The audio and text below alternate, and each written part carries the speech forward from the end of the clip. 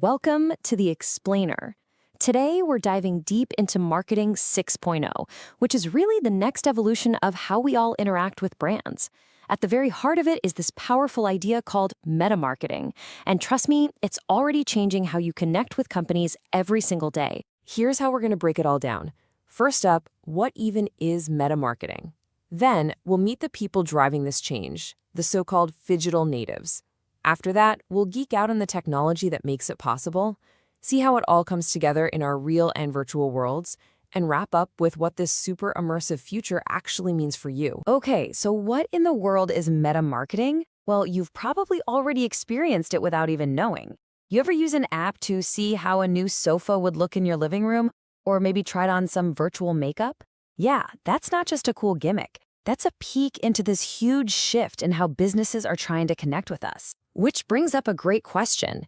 It's really at the core of this whole thing. It's about marketing moving way beyond just showing you a simple ad. It's not about pushing a message at you anymore. It's about pulling you into an experience. This is the big idea from the book Marketing 6.0. It's all about erasing that line between online and offline. The whole point is to make the customer's journey so seamless that you don't even realize you're hopping between a physical store and a digital app. It just feels like one continuous thing. And, this didn't just happen overnight. It's the next logical step in a really long evolution. As you can see, marketing started out just focused on the product itself, then it became about people, then it went digital, then it started using tech for good.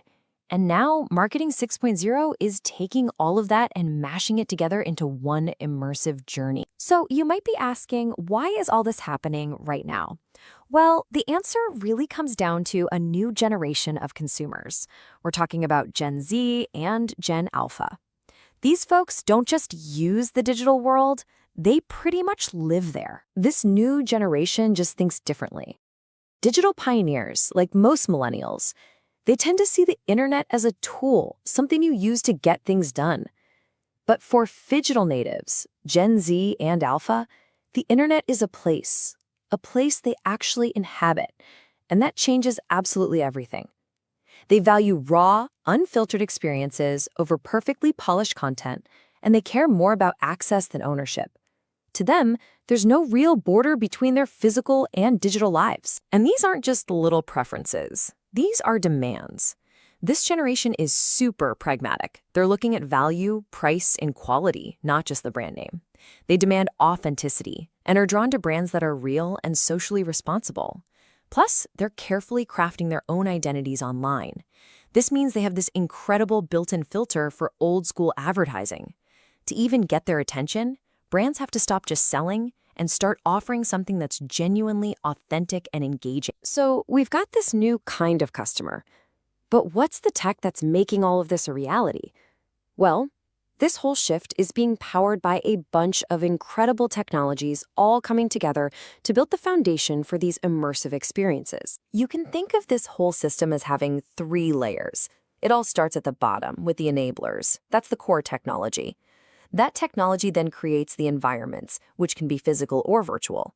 And those environments are what shape the final experience, how we as customers actually get to interact with a brand. And these 5 technologies, they're basically the engines of immersion. Let's break it down. The Internet of Things is out there capturing data from the real world. Artificial intelligence is the brain that processes all that data to make the experience personal to you. Spatial computing is like the architect modeling it all in 3D. AR and VR create the window or the interface you actually see.